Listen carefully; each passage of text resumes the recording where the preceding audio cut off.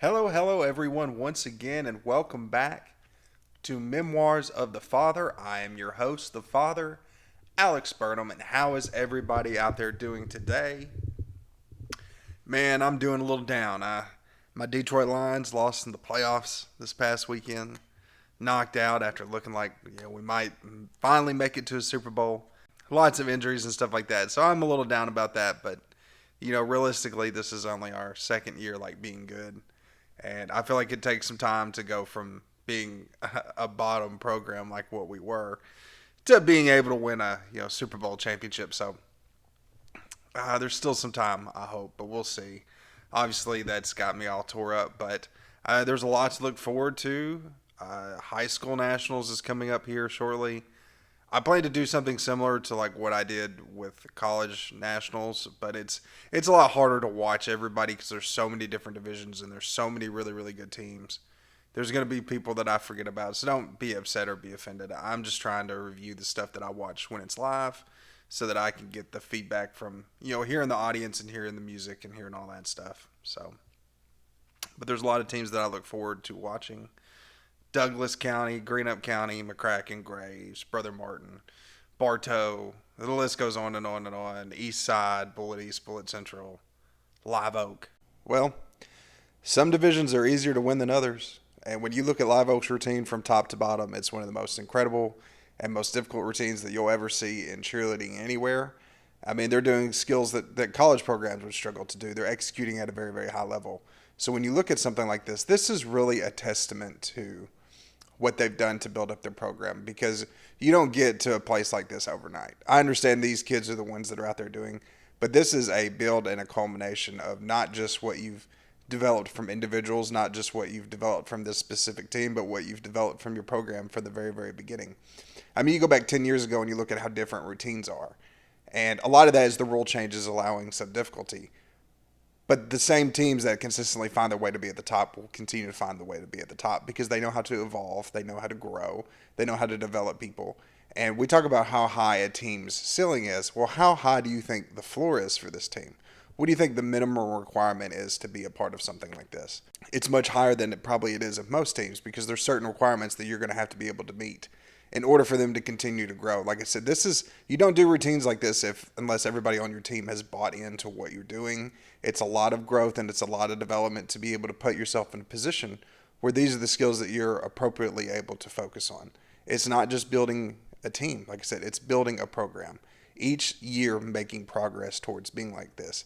That's how you would be competitive with something like this because they're so far ahead, but they've deserved it. They've done the work that other people wouldn't do, and they've been able to do it for as long as they have because they continually and consistently do the things that they know that they're supposed to do. They continually grow.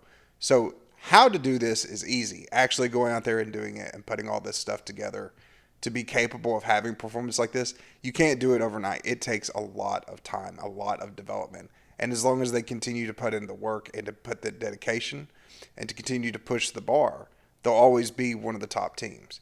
There is a cap right now because you can't do anything that's that much harder than this. The rules limit them from being any better than what they are. So eventually teams are going to be able to catch up, but you have to understand just getting there and getting close is not the same because they've built this. They consistently and continually perform at this level. And it's everybody from the coaches and the athletes all buying into this. And nobody does it better than Live Oak. Yeah, man, a lot of great teams at the high school level. It's going to be absolutely incredible. Very excited to see it. This is the last year that they'll have Division One and Division Two will all be together. I think next year they're splitting them up and doing two different weekends. So that's very sad. I like doing it all in one go, but there's still going to be a lot of really great teams. Maybe going forward it'll just be two separate weekends instead of one 4 or 5 day weekend to kind of keep up with all the chaos that's going on with this. So. But today we are going to pick up right where we left off from our homecoming episode. I had halfway finished my career at Graves County, and we are getting ready to do a deeper dive into my last 2 years. Really, this is kind of, in a lot of ways, was hitting rock bottom for me. These were probably two of my most unhappiest years in cheerleading, and it wasn't anything to do with drama or any kind of thing like that. It was 100% my mental state and the way that I had viewed things and the way that I let myself get kind of wrapped in my own thoughts and my own pursuits and not really having a good tap or a good touch in with your team. Ultimately, it doesn't matter what one individual's identity or one individual's belief or influence of what a team should be or what they should pursue or what they should be doing. It's the collective unit. And one person having a different mind is not necessarily a bad thing, but when you're so wrapped up in it, you're so convinced that it's the right way, it does create some false narrative. It does create some insecurity when you don't look at things the right way. You don't look at things from everybody's perspective. And that's something that I really struggled here a lot because in my mind, I think going into the 2014-2015 year, I was very driven on the idea of winning a title. We just lost the year before. We were really close. We were like 0.3 away from winning, so I felt pretty comfortable that we were going to have a chance to have a really good team. We were returning Abby. It was her senior year, so I was super excited about that. We had Tellis and we had Jake and Jonathan both coming back that had been on the team the year before. We had a lot of returning guys and guys that we knew were ready to step into bigger roles. So that was pretty exciting. I mean, I felt really comfortable with this group of guys. For sure, at this point, it was the most talented team that I'd ever coached, and it would stay that way for quite a while when you look at just the difficulty that we ended up having in this routine. But I felt like a lot of the issues that we dealt with throughout this year were 100% mental. I really felt like, I mean, individual talent-wise, absolutely through the roof. People that you would want on your team, any team that you could have, absolutely, unbelievably, undeniably talented. But we just struggled to make things click a lot. We couldn't. I don't know if it was a lack of confidence. I don't know if it was a lack of belief amongst each other or what it was, but it definitely felt like we were at odds with each other at times. There were not like there was fighting, but the morale just always kind of felt really down at times. It was very odd because I didn't really know or understood where it came from. I mean, the capability was undeniable. And I guess we should just kind of start back at the beginning. We went and picked up 3 8th grade girls because we needed top girls. Obviously, the big message that they had sent us the year before was your number of stunts is going to need to be higher to be competitive. And we were a little low on the top girl end. And it's new when you start putting up higher end skills and quantities that you're not used to. Because now you have to be able to, instead of focusing on 4 or 5 groups, now you need to be able to focus on 6 or 7. It needs to be something that everybody's comfortable with, everybody's capable of doing. It needs to be something that they're in control of. But you also have to understand how you're going to have to change the way that you think and the way you approach.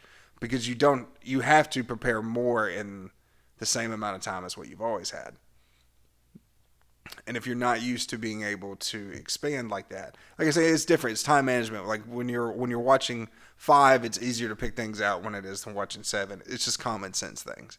It takes some time to get used to, and then you have to do all kinds of pairings. Then with the way your formations are on the floor, a lot of things can be built off differently. So typically, like these big sections like this, when you know you're going to put up numbers, you kind of have to start from that point and kind of build your routine around that. Because if you know that this is a centerpiece of what you absolutely need, it has to be done this certain way. And then all of your routine really has to be built around you being able to get all these people and all these things in this exact moment.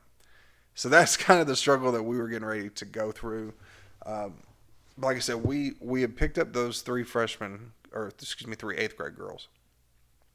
Deanna, Kennedy, and Alyssa. Super, super fun to work with. I was absolutely thrilled because at this point I realized I've been primarily stunning with Abby a lot for the last few years, but she's getting ready to leave. She needs to stunt with all these guys because she needs to help develop them. And she's cool. She's down to do that. She'll do whatever you ask her to do. But that's got to be the priorities for her to help elevate them. My priority has got to be to help elevate the girls. And it won't just be me doing that. Like I've got Tellis who's super talented, and then we could take some of these guys that are ready to develop and ready to expand a little bit more. They can work with some of our better end top girls. Abby, who's our best top girl, can work on developing these new guys or guys that are getting ready to break out. And then your older, more seasoned, more experienced guys, Tellis and usually me, because I'm very physical at practice. We can go in and work with these newer girls that need a lot of work and development. And those three eighth graders really took off. Really, really adapted very, very quickly, learned well.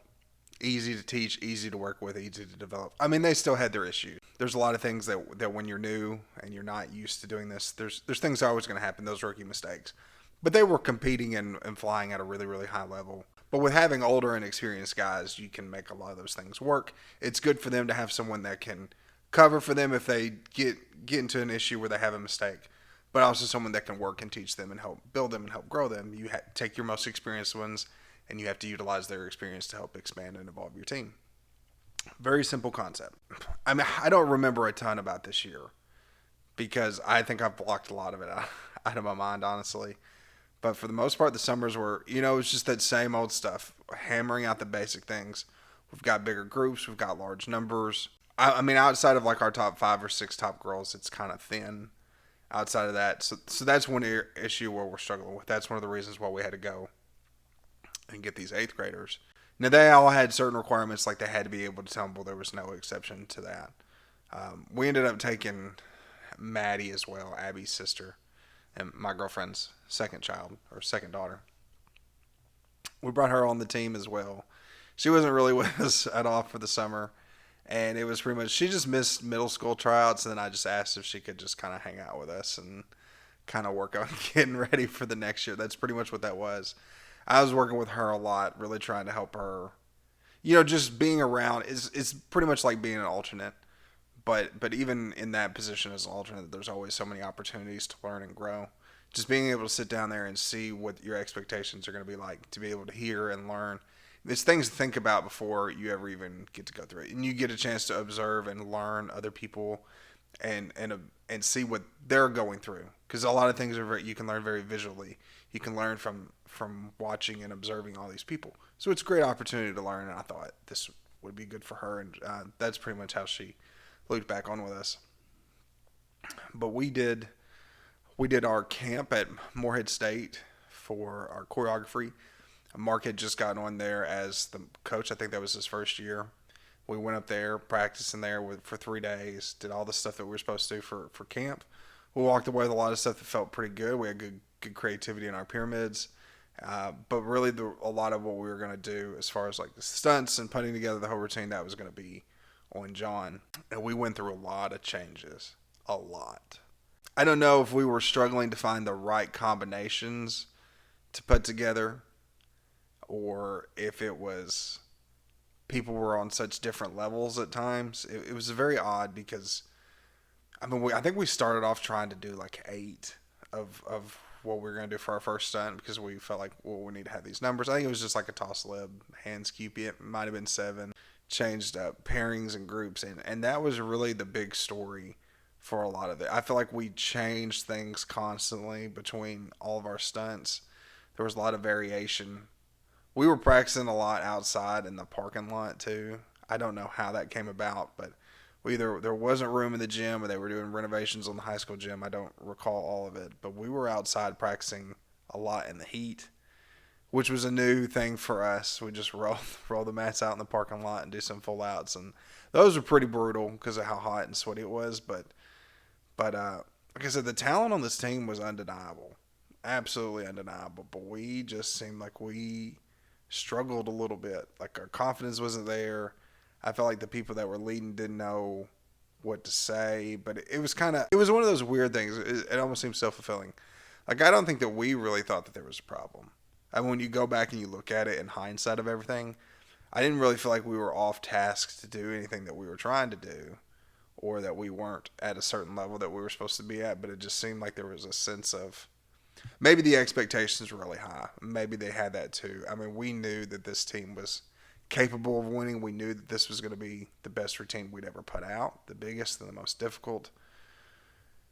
So maybe a lot of that was kind of settling on them. Like I said, I'm not 100% sure. About 3 weeks out from regionals, John had changed the first time that we were going to toss QP hands lib. And I don't remember what the other stunts were, but we had some toss libs and toss stretches. We had all kinds of different stuff. But we made that decision, and I thought it was pretty good. I mean, they had done really well at practice. So it was kind of like, going into bluegrass, I think we understood we could make some mistakes. I think the expectation was that we would maybe 1, 2 at most and be able to get through the rest of the routine. And boy, is that not what happened. I think we had 7 drops, probably. I mean, it was horrendous. I don't think there was one section of that routine from start to finish where we did not have mistakes somewhere. I know we dropped a toss QV in the opening. I know we dropped one of the first pyramids. I know we dropped at least one of the second stunt. We might have made it through the cheer unscathed, but we dropped both of the last pyramids. And then we dropped one of the final stunts we did right at the end of the routine. So that's about 6 mistakes at least that I'm counting. So yeah, big time. So we definitely did not win that competition, and it was embarrassing because our performance was really bad. And you have to say, I was there in the rough years when we weren't really hitting routines until close to nationals. I still hadn't had a performance that was that bad ever. It was horrendous, and boy, in some ways I thought it was good. Like, we need a wake up call. Like, hey, it's time to get it together. I thought that could be the response from it. I was very upset. I mean, when we lost though, because it was the quality of our performance. Like, just enjoy, and not even the losing. It was more just the quality of our performance, which is pretty poor. So like, I mean, there was literally sections of our routine where you couldn't tell what was going on because everybody's on the floor. And that was not something that we were accustomed to. But I think the next day afterwards, this really kind of irritated me. But John had texted me to complain about the way that I was dressed at the competition. And I just had on blue jeans, I had on a t-shirt, I had on sandals and my slides. I wear my slides all the time. And then I had on a beanie because I hadn't had time to shave my head because I'd worked overnight shift the night before we had left to come up here. So I hadn't had time to shave my head, and I didn't want to look like like I had the mange because of how horrible my hair grows in. But he made a comment to me about that I needed to dress more professional. And I was very, very upset, and I handled this very immaturely. But I was like, okay. If I was heated about it. I was like, we have bigger problems than the way that I was dressed. I was like, it's not like I look like a bum or anything, but I definitely look like I was just there having a good time, which I feel like is okay. But I didn't do that a whole lot after this. But I just decided, I was like, okay, well, if I have to dress up, I'm gonna do this. And and I was like, I'm gonna make it my point to make people look like I'm the best dressed guy here. Like that, I'm gonna be really over the top about it, and we'll see. And it's a really immature thing to do, but I was just irritated by it, and I was like, I'm just gonna poke and have fun with this. So the team that we had lost to at this regionals, when we had talked to their coaches, they all had these sweater vests, and I thought they looked ridiculous. It's like 85 degrees outside. Why are you wearing a sweater vest? And they looked a little sloppy. So I was like, well, I'm gonna wear a sweater vest. And then there was another coach that I didn't like out there. He always wore bow ties. So I was like, okay, I'm gonna wear a bow tie too. And I was like, I'm just gonna put this ensemble together. Well, the joke was on me because I actually liked it, and a lot of other people liked the way that I looked. And I actually liked the feeling of, putting in the effort of getting cleaned up and making it a point. But also, too, I feel like it would kind of set the tone for my teams. And because I'm always very laid back at practice. Like, I've always got on slides. I've always got on shorts. And the reason I wear slides all the time is because of something that happened this year. I was doing a full-up with a girl, and she got off her line off, and she was getting ready to spin with her head coming to the floor. And I, dodged her feet by some miracle of God and, slid to get up underneath her to keep her from hitting her head on the floor. And she just pancakes me right in the stomach. Well, when I'm sliding, my right foot gets caught underneath me, and I tear a tendon in my ankle. I never have to have surgery on it. It's the anterior tibiofibular ligament. Basically, 80% of the people that have a full-on rupture of this don't even bother having surgery on it because it's not essential, I guess, to your movement or your ankle. But it leaves my foot a little swollen, enough that, my feet are different sizes. So like buying tennis shoes is terrible because I need to get a 10. I need to get a 10 and a half, but they don't really sell shoes like that. And I can buy one for each foot. So I wear the slides a lot because it's more comfortable on my feet than wearing the tennis shoes are. Or like a lot of the tennis shoes I have to get now are like the slide-ons that don't even, like the Nike started doing those a few years ago. You just slide them on, you don't even tie them. Those are really the only shoes that are comfortable on my feet because of the swelling I've got on that one foot. So if you'd ever seen me, that's just kind of the way I was. Shorts, slides, t-shirt. I've dressed comfortable. Nothing crazy. So like when you go to a competition and now I'm dressed up and I've got on a suit and I look good and I look cleaned up and I look like I take this seriously, I think that sets as a tonal shift in some ways. And I don't know if these kids specifically got it, but I know some of my kids that I coach later on told me that made a difference. Sometimes like they understood that it seemed like it was much more important because I presented myself in a way that it seemed more important. So when the guy that's always joking around is serious, then that lets you know like, okay, there's a different mindset. We're coming here to handle things. This is not just a grind day. This is not just a work day. We've got stuff we're coming out here to do. Treat it like business, dress like business, go out there and take care of business. That's kind of the mindset behind that. So I ended up liking that a whole lot, and I did that ever since then. For the rest of my coaching career, I usually am pretty good about dressing up. I slouched a little bit in my last years, just when it just depends on the team. But most of the time, I really enjoyed doing that. The bow tie, the sweater vest. I expanded my repertoire at some points, and I really got into it. We'll talk about some of those at some point. But yeah. So, joke was on me. We won our sectional again that year against McCracken, had a much better performance than we did at regionals about a week or two before that. A lot better on our execution. We made some small changes, and those worked out well. And so we got the win there. We were going on to state. And at state, we had really made some changes. We left the opening. We had the toss QPs, hands, lib. I think they were doing a full off, maybe. It might have just been a pop off at the time. Our pyramids had stayed the same, and then we had our second stunt. We did like the toss stretch and the rollout into the toss libs. We did 4 of the stretches, 6 of the libs. So our numbers are getting there, and then our pyramids and everything in the second half, we pretty much kept that the same. We ended up on 8 walk-in extensions to really kind of get our numbers up. But at that time, the only thing we could do 8 of was walk-in extension, which is, those are considered kind of obsolete now. But if you need to put up numbers, it's the easiest stunt that we could do to get some numbers in the air. We went into state. We did really well there. We had a hit.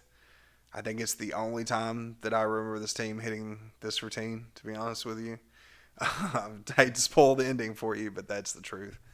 But it was good, and things felt really good. Like there was good energy about the team.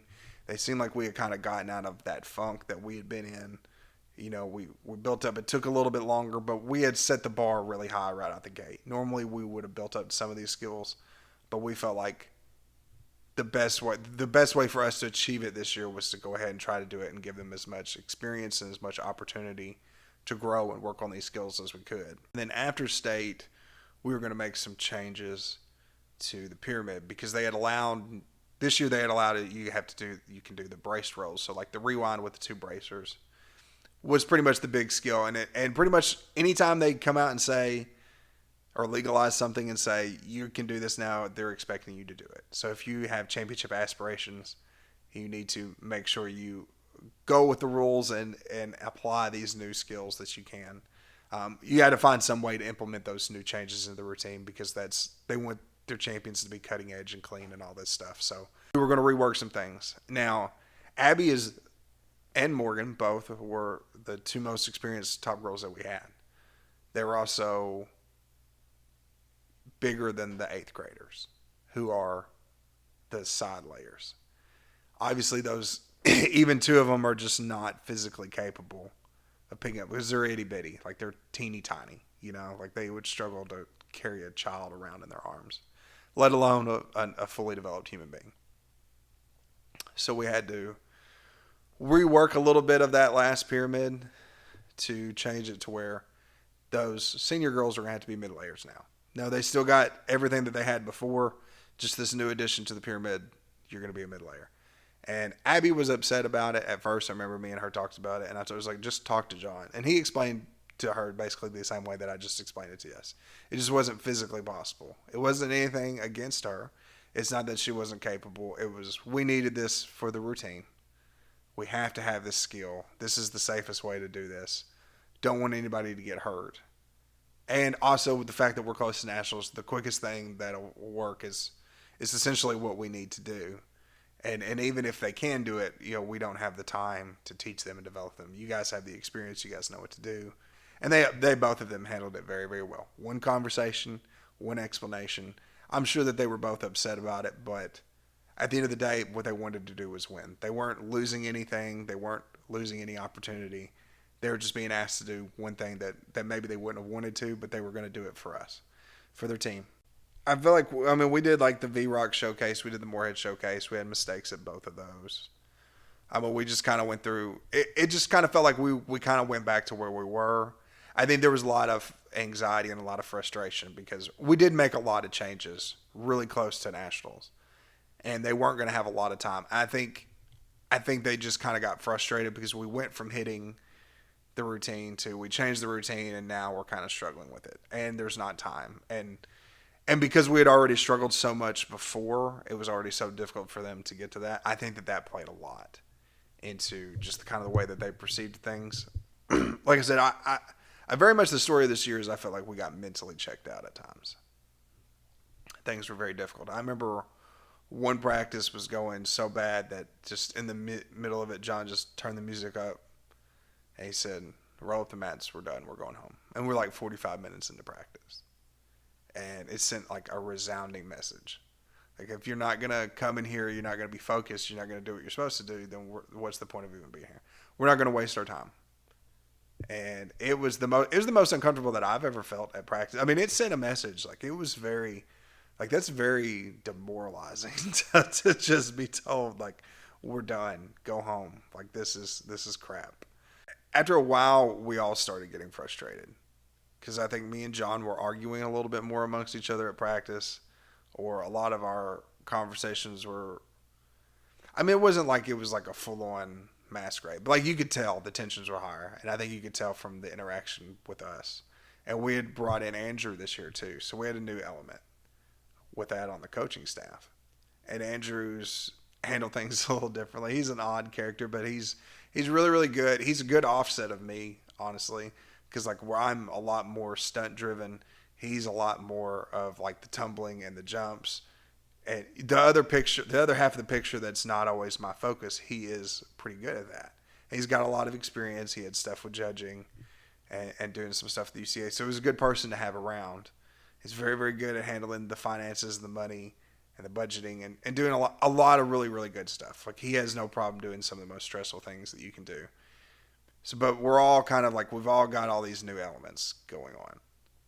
And it just kind of, like I said, I think the struggle before, I think the anxiety, I think if they hadn't gotten themselves so worked up, I think that it would have gone better, is basically. Because while they're panicking, they never thought about the fact that we just put these in a few weeks ago. Like it's going to take time.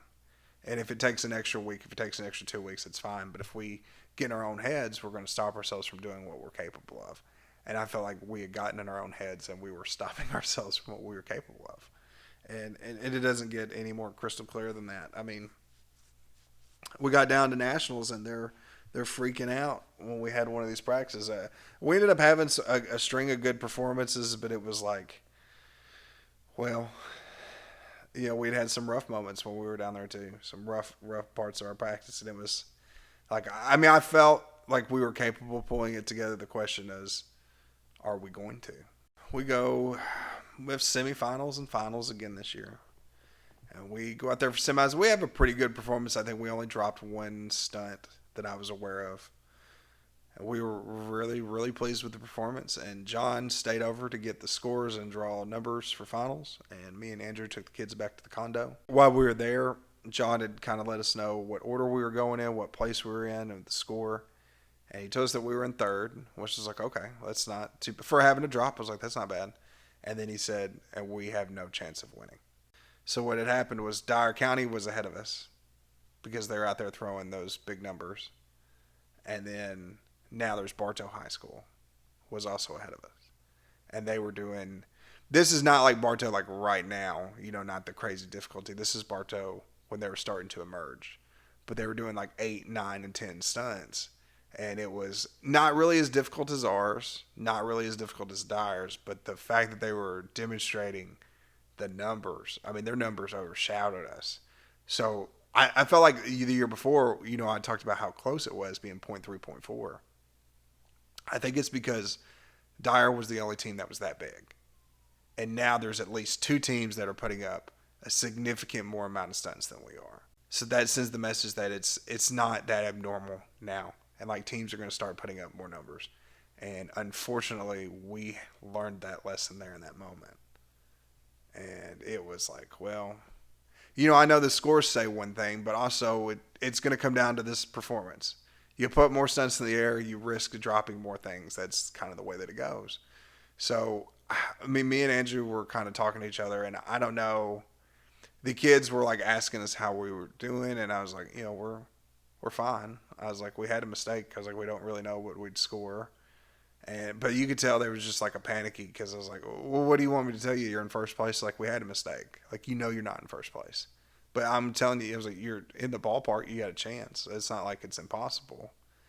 I was just being real about the moment. It was like, because, I understand the score sheet said maybe we didn't have a chance. But like, if we hit and the other 2 teams don't, more often than not, they win a champion that hits. And it's not like we have a bad routine by any means. And things were fine. I mean, we went to finals, so we were ready. We was excited. The opening was great. The toss QP smacked. Pyramids are going good. And then we get right to the end of that first half. We drop one of the toss libs. And then right after that, same guy drops another stunt directly after that. Like back to back in like 10 seconds. And it just kind of sucked the energy out. I mean, our cheer was good. The second half was good. But like, we knew we weren't going to win now for sure. Like, and the question at this point is how far down are we going to fall? And I remember them going back and watching the video, and they were all very, very upset. And I mean, I was too.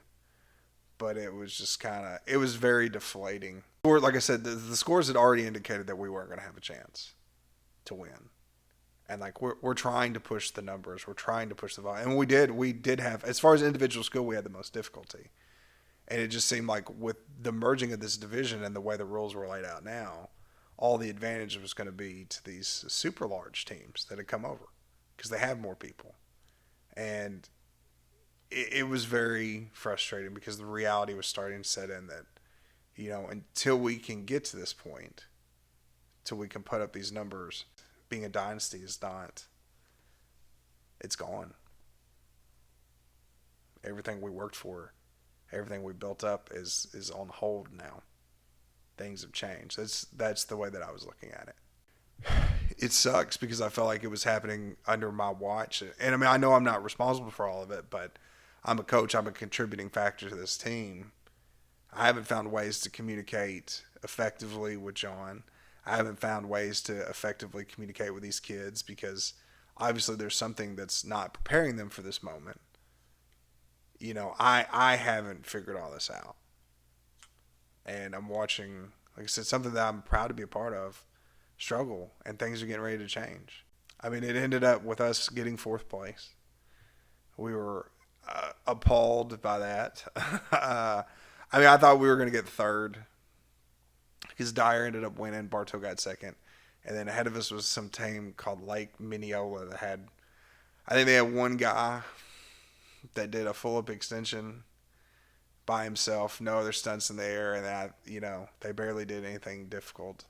I mean, they hit, but I mean, there was a pretty significant gap, and we complained about it afterwards. And they told us that, they'd already given that team medals, so they weren't going to take them back. And that's pretty much what we were told, is that, the awards have already been given up. We're not going to change our mind. So that made it worse, because now this is the lowest that we've placed since, at this point, it had been over a decade. It had been 10 years since we had placed outside the top 3. So now, the last 2 years that I've coached, we've gotten 3rd, we've gotten 4th, and that's 2 worst placements in the last 10 years at Nationals. And I just kind of, like I said, I was very deflated about everything. Just the way the landscape had changed. That, like I said, I felt like it didn't benefit us. It just completely undermined everything that we worked for, is what I felt like. Because, I mean, we could put up more numbers if we're willing to touch our stunts, but we're also not going to deviate from that. That's our pride and joy. That's what got us to the dance to begin with. We're not going to deviate away from that. But it was just, it was so deflating. And I was tired. I was stressed out. I was tired of arguing. I was tired of fighting. I was tired of everything. Like I said, I didn't feel like I was utilized. I didn't, everything I could think, man, I'd gotten so wound up to the point that I was like, I just need to go. Like, I knew I needed to go. I was tired. I was frustrated. It just wasn't worth it. Like I said, I didn't feel appreciated from a lot of different fronts. And I'm sure a lot of people could probably say the same from my opinion, because I was very unenjoyable to be around because I just wasn't happy. I would come back and do another year. I'd never, I hadn't talked to anybody about not doing it, but I was like, I'll go ahead and do another one. See, because this is the program that made me. This is what I've been a part of. I want to see if this works out. I need it to work out. And it was really hard. I remember going into 15, 16 because Abby was gone now. And that's kind of, she went to Moorhead. She graduated. She's gone. And this is who, like I said, that's my girlfriend's daughter too. So like I live with them. I'm used to having them around all the time. I'm used to having all these people to work with. And it was very difficult. It didn't feel the same to me. I mean, I had Maddie, but me and Maddie were just very different. I had to force. I wouldn't say this about a lot of people, but I legitimately had to force her to be good. Like it. I'm not saying that she didn't want it, but she wasn't always willing to do those extra things. Like I had to make her get up and go to stunt. I had to make her stretch. I had to make her put in extra reps, because if she didn't, she was going to struggle and fall behind. I mean, once you get her working hard, she'll work hard, but she can be lazy as all get out. But I mean, in all my years, I've never forced it on somebody the way that I did her. I was very tough on Maddie. She needed to be tough. If she was going to make it, if she was going to do these things, she was far behind. I mean, I taught her how to tumble in the backyard, standing tuck, round off tuck. Every gymnastic skill she has, she learned from me in the backyard, because we just didn't have the extra money for her to go to gymnastics. So I was like, well, I worked there for a long time. I'll teach her. But we also didn't always get along very well. And when you're the assistant, like I am, versus the athlete, you need the athlete. You don't necessarily need, there's a lot of friction, and like, I'm not going to win out on this battle no matter how much. And we had a lot of stuff clash, because I don't think, it was her and wanting to be with her friends and stuff like that. But I also felt like, you have to be respectful, because like, I can't have you running around getting in trouble. I can't have you doing these things, because if it looks like I have no control over the people that live with me, then there's no way that the people that are supposed to listen to me here are going to listen to me. And that was an issue. Because like I said, I didn't really have that with Abby. Abby didn't really cause me a lot of problems. But me and Maddie did. And that was difficult. We brought in some guys from the football team, which I was really totally against at the beginning. Because football's during like one of the hardest sports to work around. Like, we need to develop these people. But if you're going and playing football every day, and we never get you when you're fresh. You're always beat up. You're always exhausted. And I was like, it's really hard to depend on people like that, especially when like we're having to make such a big shift in these numbers. Like, we're struggling to develop people right now. How are we going to develop somebody that's not going to be able to be here all the time? At some point, the writing's on the wall. They're going to start to legalize inversions.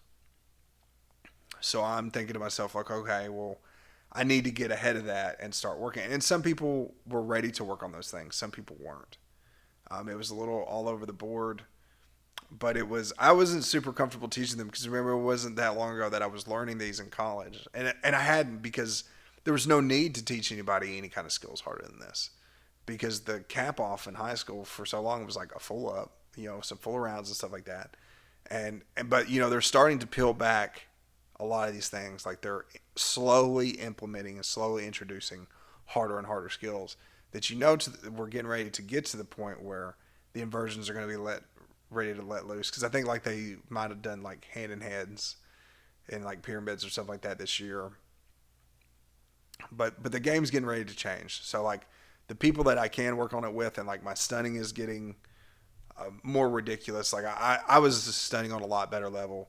I was helping people expand and get a lot better. Like, I mean, I was really booming with my confidence. The work that I did to help develop people this year was really, really strong. Like, I can rest my case on this. I really did a good job working with people, especially the top girls, developing them, getting them to be, because you're taking all these girls who were in 8th grade last year, and like they're going to be in a position where they have to mentor some of these people this year. They're going to have to be able to teach and help develop some new people. So it was a lot of work getting them steady, getting them set, but it all worked out really, really well. Like I said, by the time we got to our first competition, because I think we did camp at home, like we put together the routine ourselves. We just kind of did it over time. There was no rush. We're doing it on our own choreography. We started on some stuff early, kind of figured out what our sequences are going to be. Like I said, everything went really, really smooth. We got to bluegrass, and we came out there and we had one mistake in our pyramid. But overall, we were very, very pleased for what we were trying to do. We didn't have any crazy difficulty or anything like that. I think we did like some platform libs. We did some QPs. It would just be clean. Have a really good, strong execution performance. We felt like that's something that we could do better than these teams that were bigger. So even though we're not really making an advance in our numbers, we're not really making an advance in our difficulty, we decided we were going to advance in our execution this year. If you're putting up more stunts, obviously you take the risk of more things being wrong. It's harder to execute a large volume of stunts. So we're really going to try to eat away at these difficulty points that we're going to lose by really hammering that execution point. And we were really, really tough on them about that, particularly this year. We had really, really high standards for our executing stunts, executing pyramids. KHSAA sectional. And we were competing against McCracken, and McCracken was for sure better than us this year. At this point, this is like the best team that they had. We knew that we were going to have to hit, and we were going to have to hope that they didn't. Which we came out there, we had a phenomenal performance, absolutely great. Smack everything in the routine. I mean, we did everything that you could ask us to do. We made a couple of changes in the routine. We'd added some stretches. We changed an entire pyramid just 2 weeks before. But man, it all went good. We had a great performance. We were off to state. Went to state. Went at state. We had one mistake there, but the performance overall was pretty good. And I mean, everything was just really going well. There was good energy, but I just kind of was still just kind of, I feel like checked out would be the right word. Like I was still stressing over trying to help some of these people get better, stressing over Madison all the time. I'm kind of checked out because I don't really know if we're trying to win or not anymore. And that's, what's your drive, what's pushing you, to just come and be good. Like it's difficult for me to be pushed by that. It's difficult for me to have pride at this point and not be in pursuit of something. So I'm just, like I said, I'm just kind of checked out, just kind of stressed out about a lot of different stuff. 2 or 3 weeks out from nationals, we had a girl tear her ACL. And we were like, Jesus. That's it. We're going to have to do some crazy, we have no chance now. If she's got a torn ACL, we have to take her out like that. We're already going to lose a stunt. In every single sequence, I'm like, we have literally no chance now. And I don't know how she managed to do it. But this girl sucked it up for 3 weeks. And she made it to nationals and she competed with a torn ACL. And I was like, buddy. And who was it that held her in the air? One of the football boys. And I was like, that is absolutely insane. Did a toss lib, did a cradle. Luckily, she didn't tear her right ACL. Otherwise, that would have been crazy. I think she just did a standing tuck and it just popped. It was a freak thing, if I recall correctly. Bartow was super good this year, and it was like seeing them was even more frustrating because they are mostly unassisted. They might touch 1 or 2, but they're finding their difficulty is for sure ahead of us now. But they were doing like 8 or 9 low to highs. They had toss lip. There's a clear, definitive gap in the difficulty between them and us. Plus, they're throwing significantly more stunts. I mean, our case against Dyer was always that they touched a lot of their stunts, and it's easier if you're going to touch a lot. But Bartow wasn't doing that. They were putting up big, big numbers. They're not the cleanest teams of all time, and some of their timing was a little rough, so we were able to chip away there. But it was such a big gap, and they were really, like I said, they were really doing a lot of their stunts. They were really doing unassisted, so it was just seeing them almost sucked up worse because it's I didn't know who they were the year before when they came out and did a bunch of stunts, and then now they've gone from a team that I didn't really know to they're gonna win and they're gonna die, and they did. They did end up winning. Right before finals, we had this one boy Hunter, and I remember looking at him and his eyeballs were as the black in his eyes was as big as quarters. So I was like, oh, I've never seen anybody so afraid before in my entire life, bro. That was the real manifestation of fear and anxiety. And I was like, that's not good. I was like, that's not good at all. I was like, instantly, the feeling in my gut just bottomed out. I was like, oh. I was like, he's gonna mess up. There's no way around it. But God bless him, he got through it, and he did really, really well. I was happy for him, for old Hunter. He did really, really well. We did super, super good throughout that whole routine in finals till right at the end. We lost this little transition thing we had put in. It was such a silly mistake because it was just a transitional piece. But everything outside of that hit, everything was good. Like I said, it was very, very minor. But we ended up getting second. I think Dyer had a rough go, if I recall correctly. I can't remember where they fell. And then Bartow had also had one mistake. But like I said, they had numbers and they had difficulty. I'm sure they won pretty, pretty comfortably. It wasn't a shocker. It wasn't disappointing. I was very upset afterwards. Obviously, we still really haven't gained a lot of ground. And it kind of felt like maybe if we'd hit, maybe we could have won. And these opportunities to win, these opportunities when these teams that are better than us are going to leave the door open, those aren't going to happen all the time. I know because we very rarely left the door open when we were on top. And now they've left this door open, they've left this opportunity for us, and we weren't able to capitalize on that. And that was very difficult to process too. Like I said, I think just the culmination of everything, the frustration, like I said, it was all about that pursuit to win. That's all that I really, really cared about. And that's all that I wanted to talk about. That's all that I wanted to do was try to win. And I didn't. I think we were at a practice and after this, and we were getting ready for the next year. And there was a girl, I was getting on to him about something and yelling, and she told me, she's like, chill out. And those are exactly what she was telling me. Chill out, it's not that serious. And I think I knew right then and there that I have to leave. This is not for me anymore. If you're not motivated and fired up after losing off of what I'm confident is one mistake, and that doesn't fire you up to come out here, then okay. It's very simple in my opinion. If you don't want to do this, then go home. But if all of y'all don't want to do this, tell me, and I'll go home. I know what I'm here for. I know what I'm in pursuit for. I know what I define as worth it. I want to pursue a championship. I want to pursue the opportunity because not everybody gets those opportunities. And I feel like because I have the opportunity, it's my responsibility to pursue it to the best of my abilities. Because by the time that I may feel like I'm ready to go and pursue one, that opportunity might be gone. It's not like it just pops up. It's hard work to build your program. It's hard work to build your team and your legacy to get yourself into a position to consistently compete for a title, let alone to actually be able to win one. So when you have those opportunities, I feel like you have to take advantage of them. You have to pursue them. If you're not going to pursue them, then it's just a waste of your talent. It's a waste of an opportunity. It's a waste of your privilege. But I guess we should get to my departure here. I guess this is the first time I'm ever going to openly talk about it, and I'm going to do so as honestly as I can. We were at practice, and we were wrapping up one day, and John had said something about at McCracken they were looking for a new assistant coach because one of the coaches was going to be retiring or leaving. So they were looking at, and they were just, it was kind of a joke because they always had so many coaches. It's like, do you need another coach?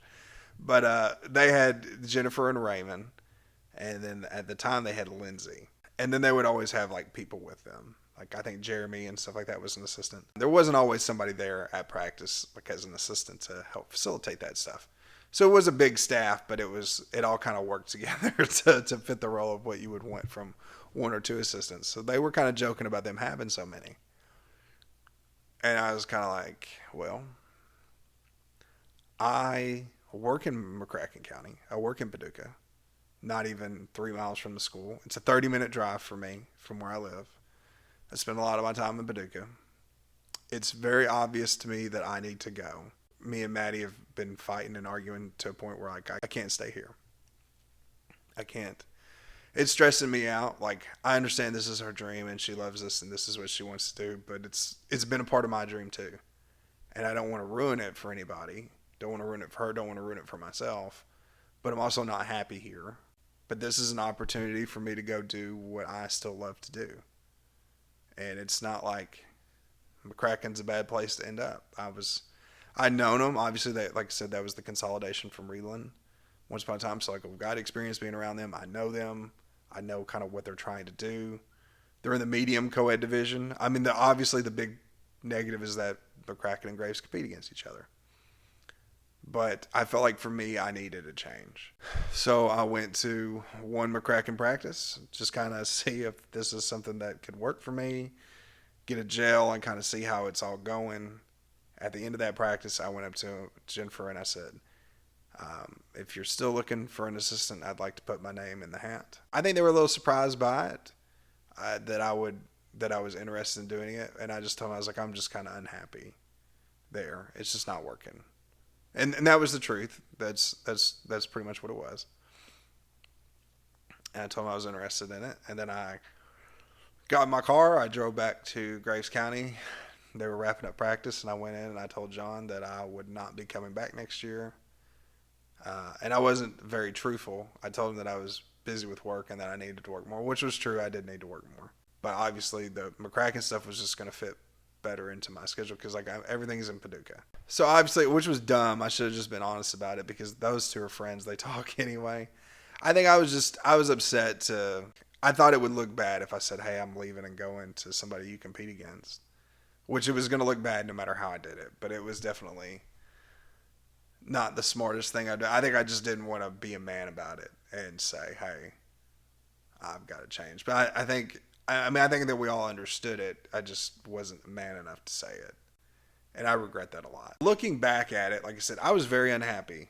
And I think that that's okay that I was unhappy and I was very frustrated. But John was also handing responsibilities to me. And I didn't look at it that way. Like I said, it's a very different, like looking back at it now, it's easy to see.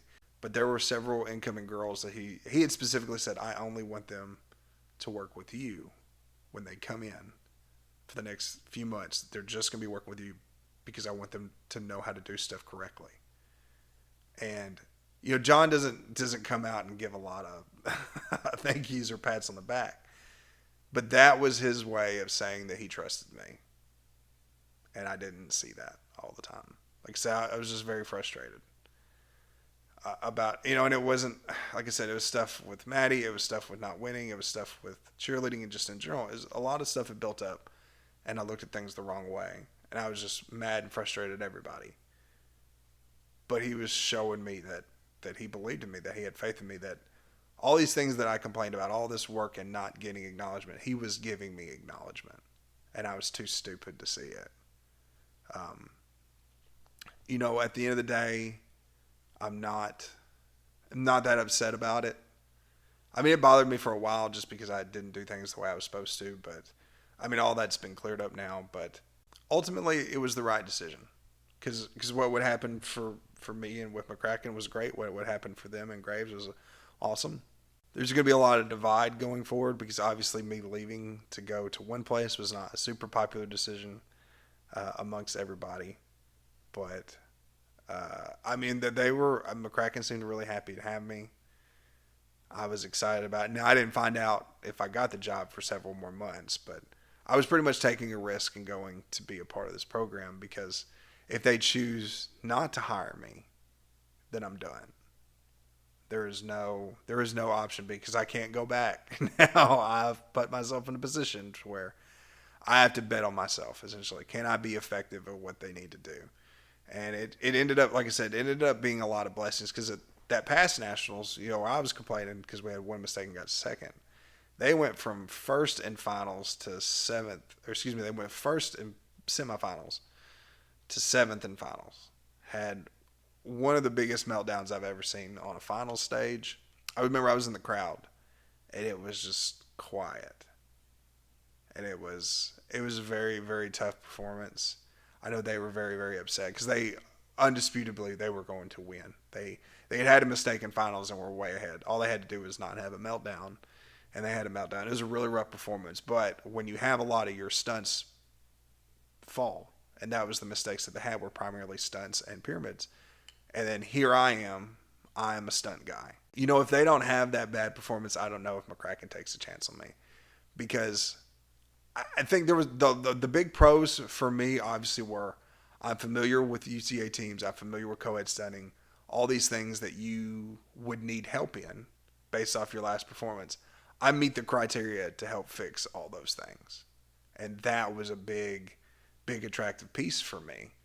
That was something that, you know that I know, that I understand this competition build. You don't know that with anybody else. And you know what I can do from a stunning perspective because you've seen the teams that you've competed against. I don't think I was the person that they would have wanted, but I think that I met all the criteria. That was the big thing. And we'll get into like a lot of that going forward. That's going to be our next step. But I wanted to be honest about it, that I was a little deceptive and it is going to cause me problems, but we got to leave that there on the cliffhanger for next week's episode when we talk about the GOAT squad, my first year at McCracken County. These ones were going to be a lot more detailed because, like I said, we've looked back, we've seen my stubbornness, we've seen my stupidity, we've seen what struggling has been like for me, the way that I viewed it, the way that I've been very, very narrow-minded, very, very focused on winning. And this McCracken team is going to teach me a whole lot because this is a chance where I'm in pursuit of this title. I have something to prove. They're coming off a really bad performance, and they have something to prove. It's a very, very intense thing that, can I make a difference? Can we put this puzzle piece together? Can I contribute in some way that they weren't able to last year? Can they learn from the mistakes that they had last year? Can we make this puzzle piece fit? And it is a very, like I said, this was one of the most emotional and the biggest and most emotional years I've ever had in my entire life. From start to finish, everything felt so significant. Everything felt important. The history that we made, the performance, the grit, and the toughness. I'm very, very excited to talk about that next week. So for now, I'm going to wrap it up. I hope that you guys are ready for, I think the next parts are going to be a lot more exciting. Because like I said, I've always felt like there's a lot to talk about with Graves. There's a lot to set the table. But I've never talked about it a whole lot because I've never been that proud of what I did. I mean, I did a lot of great things from an individual perspective, from helping people develop, but I was just so green. There was so much I didn't know, so much I didn't understand, so much I couldn't open my mind to. And a lot of things in McCracken, I understand that I have to change things. I have to evolve. This is a new system. This is a new fit. And how much better it was for me and how much better I fit into that system, or how much was it that I grew and how much was it that I matured and started to understand what it means to be a useful piece inside of cheerleading. I thank you guys again so much for your support. Like I said, get ready for high school nationals. I think that's next weekend. So we have a lot to talk about. Like I said, we should have the GOAT squad out next week right before high school nationals, and then we will do a review of high school nationals, and then after that I should be able to get with Caleb and do that episode. So once again, thank you guys for all your support. You can follow me at Attack on Alex on TikTok or attack.on.alex64 on Instagram for any future posts. Hope you guys stay safe. Hope you guys have enjoyed my content, and I will see you guys next week on Memoirs of the Father.